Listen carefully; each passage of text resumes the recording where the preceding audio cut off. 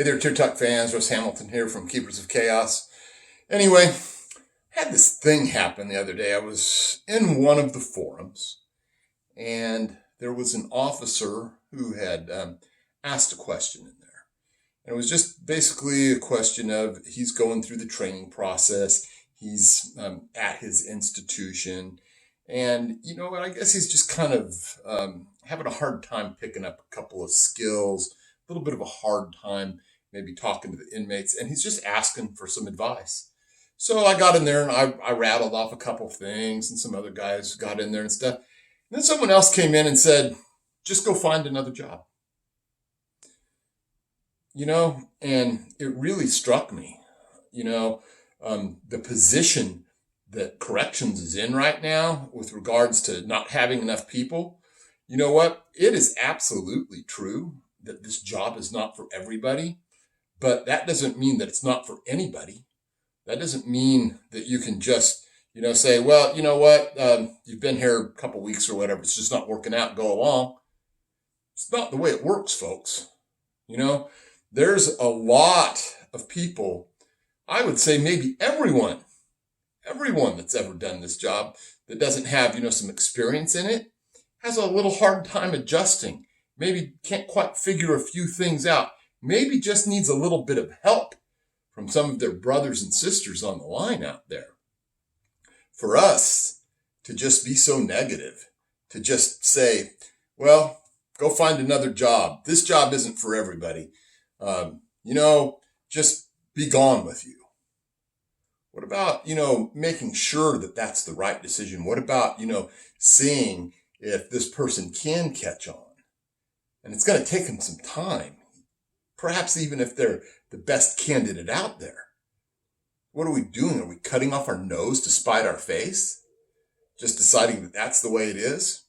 The reason that I'm standing here in front of a camera doing this right now is because of what happened to me on my very first shift. It wasn't my first day. I had a week of orientation, but came in on my first shift. San Quentin, Death Row, East Block, Bayside, 5th tier. All right. So I went there, got there plenty early, like 45 minutes to an hour earlier. Went up there because, I wanted the officer to have plenty of time to give me the lowdown and stuff.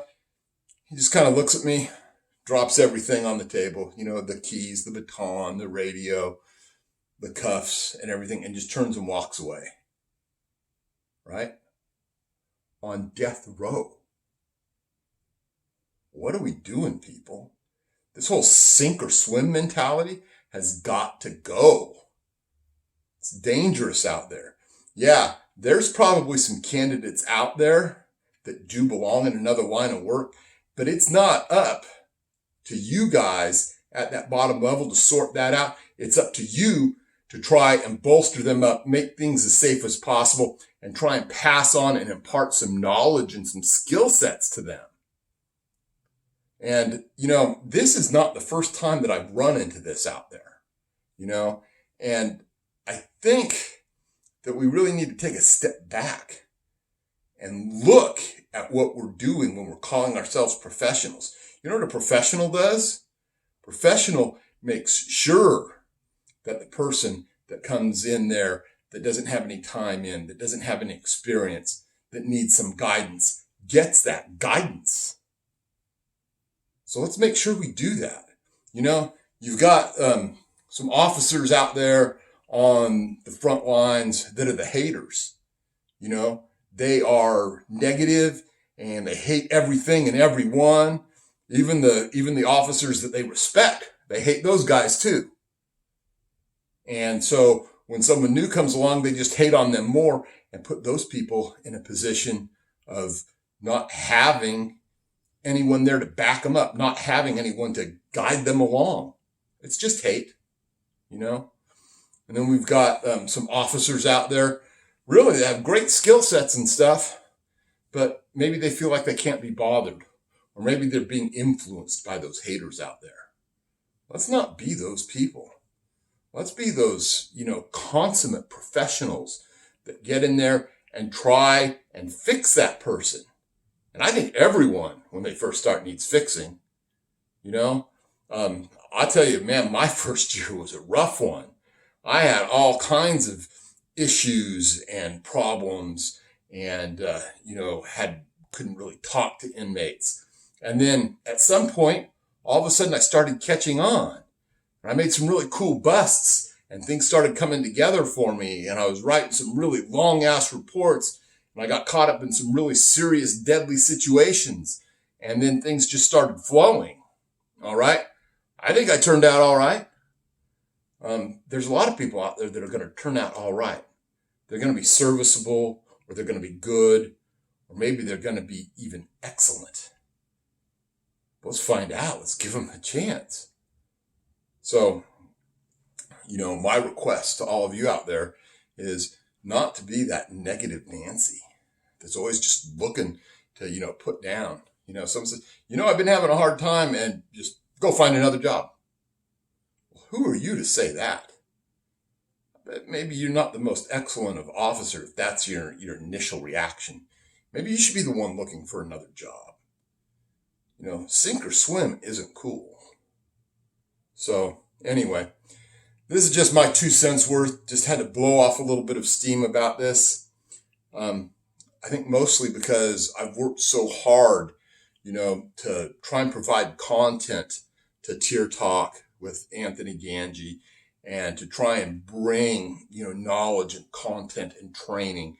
And then over on Keepers of Chaos, to try and give officers that really want to focus on that professional aspect, to give them a place where that's what's concentrated on. And, just having people that fill a room with negativity, it just sucks all the oxygen out of the room. This is a worthwhile career. I loved doing it. That doesn't mean I loved every minute of it. It's hard. It's difficult. It's dangerous.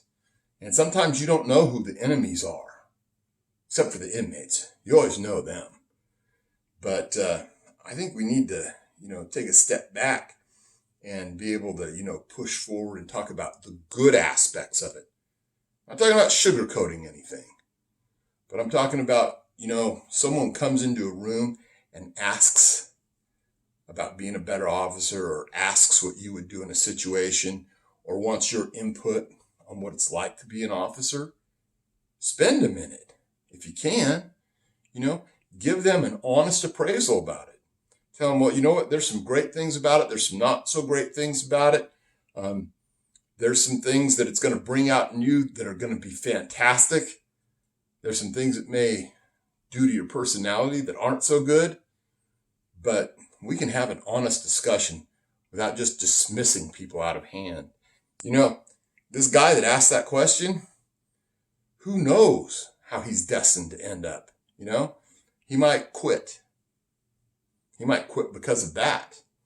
He might go on to be a pretty good officer. He might go on to be an officer that saves somebody's life.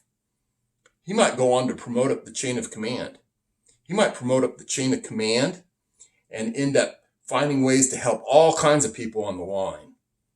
Find ways to, help them promote. Find ways to make them safer. Find ways to get them the gear they need. Find ways to get them the pay that they deserve. All right? Find ways to get them the training that they need. Or he can just go find another job. Anyway, this is Russ Hamilton. Hope everyone out there is staying safe. Stay aware. Stay frosty. I'll see you guys around.